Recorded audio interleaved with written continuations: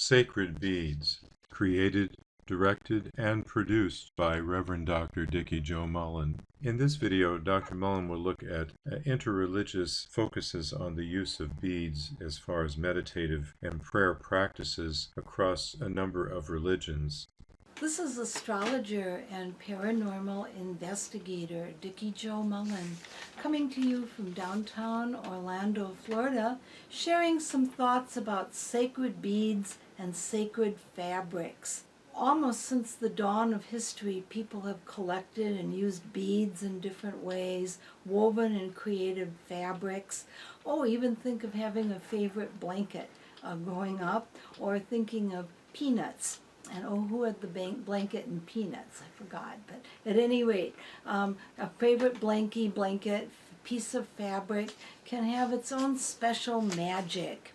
And also, beads are used for prayers, for concentration. They're treasured.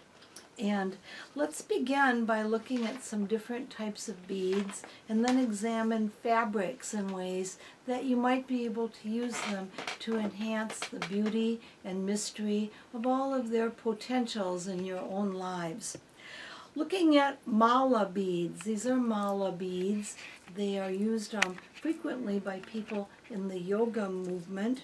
The word mala means rose or garland. Most sets of mala beads will have 108 chanting beads plus the guru bead, that's this one, in this batch of mala beads at the end. And there's usually a tassel hanging from it. And some will include marker beads, a certain number of beads away from the guru bead on each side. Smaller sets might have a fraction of 108. A rosary contains 54 beads. A half mala, half bracelets might have 27. And these types of bead bracelets are very popular now and are related to malas, although there can be some variations in the number of beads. Why are 108 beads considered optimum in a full mala? There are many theories about why this number is sacred. Some say it relates to the number of deities being honored. Others say it relates to the number of marma points. These are the sacred energy points within the body. There are 108 main nadis, or lines of energy in the body, and they all meet at the heart. Another approach is to break it down into each numeral. 0 is oneness, and 8 represents the infinity symbol, the cosmic lemmascot. Who uses beads for prayers like this?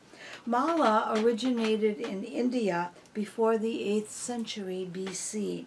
Mala beads specifically are utilized in an array of religions. We have Hinduism, Buddhism, Sikhism, the Baha'i faith.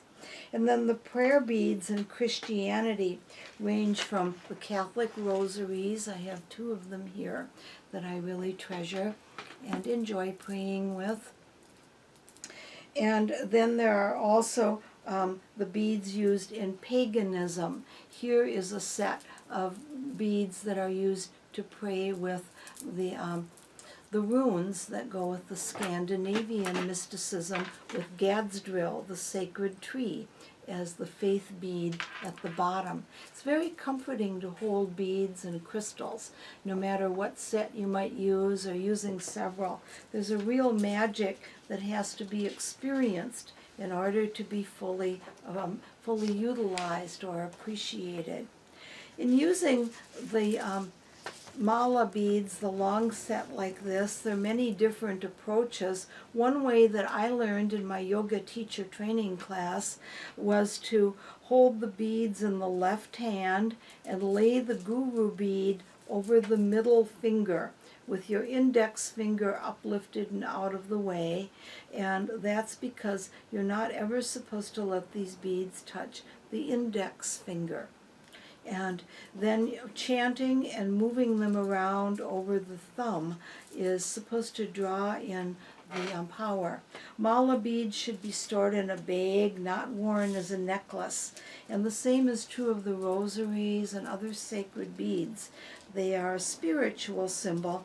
Many times they're wrapped around the left hand and worn as a bracelet. They shouldn't ever be laid on the ground. Sometimes beads become so filled with prayers and blessings that they burst or they explode. Follow your internal guidance system. Don't worry about doing anything wrong or right with the beads. The main thing is just to experience them and work with them. The pagan histories about bead use are vague, but in today's world, many who practice Wicca and other branches of the pagan faiths will call upon or use the tradition of beads in a very effective way. What is wonderful about many of these traditions is that they're quite malleable. With practice, they become stronger and more westernized and individualized. Beads are often used with prayers of different types. You can work with esoteric Christian prayers. You can work with some of the Nordic invocations. The mantras from the Far East are often single sounds or simple sounds, and used during morning or evening worship, they'll become more and more effective and powerful. Probably the most well-known one is Om, and Om is not translatable. It's often referred to as the sound of the universe.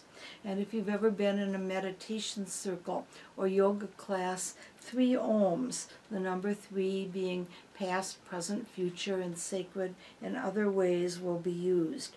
Om. Going a little bit further, we can chant Om Shanti Om. Shanti means peace. And when this is added to your bead practice, you can form your own relationship with the word peace. Chanting Om Shanti, peace, will let peace enter every muscle, bone, and cell in the body.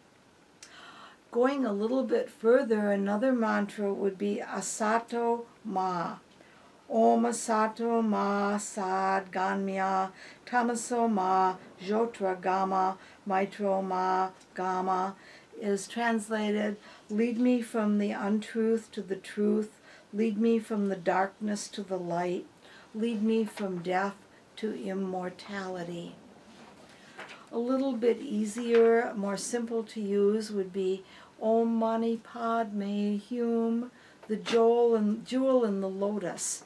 This is utilized both to bring calmness of the mind and to invite compassion. Loka Samasta translates, may all beings everywhere be happy. Chanting that one, people will often say that acquaintances will react or respond to the happiness that seems to radiate from the practitioner. Loka Samasta. An element blessing that works very well for those who are drawn to the pagan teachings, and this would be good to use with the rune mantra, would be the earth beneath my feet, guide me strong, the air around me, steer me true, the water in front of me, away from my fears, the fire beside me, give me courage, the spirit within me, keep me forever true. Another thing that's very interesting in creating a spiritual environment or living the spiritual life is to work with sacred fabrics. I have some of my favorite ones here in colors and sparkles, and from magic carpets to saris, handkerchiefs, aprons used by the Masons, altar cloths, keepsake quilts, hospice quilts or blankets, baby shawls. Special fabrics have been used to carry energy and encouragement to those in need.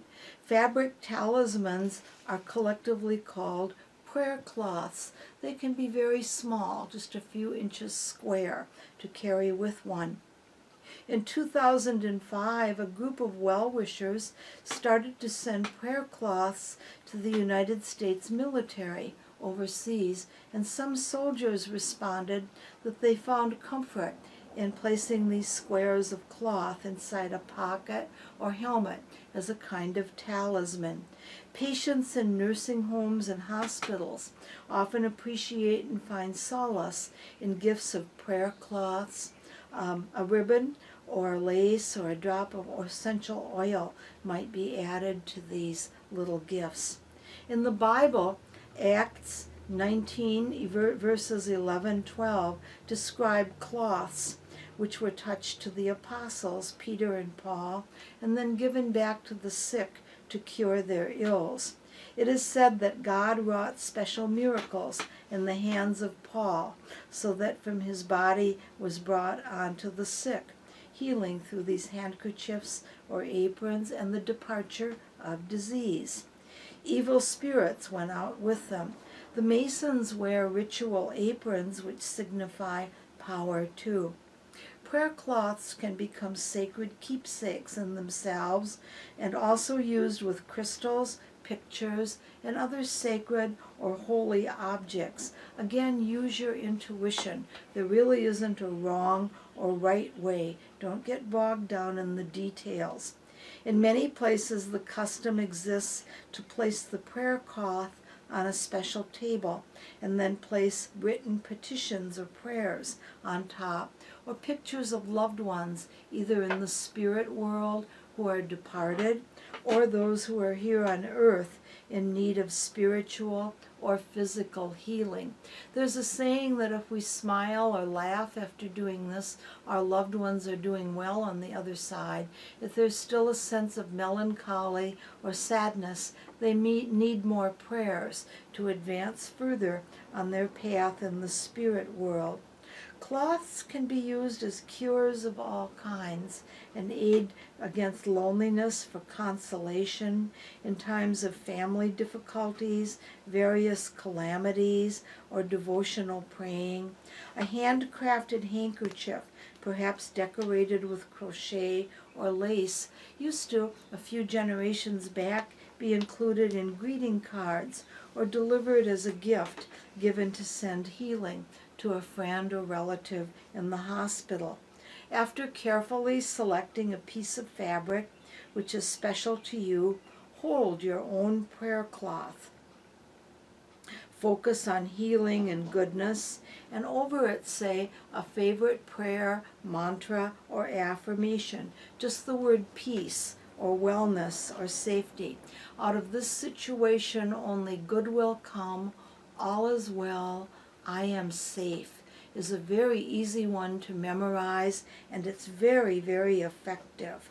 Religious icons such as angel statues, family photos can further empower sacred fabrics. Try placing a cloth on any part of the body which needs healing, if you have a sore wrist or foot, or even on an animal companion who isn't feeling well. There can be some amazing results experienced. This is Dikki Jo Mullen sharing the secrets of beads and cloths with you.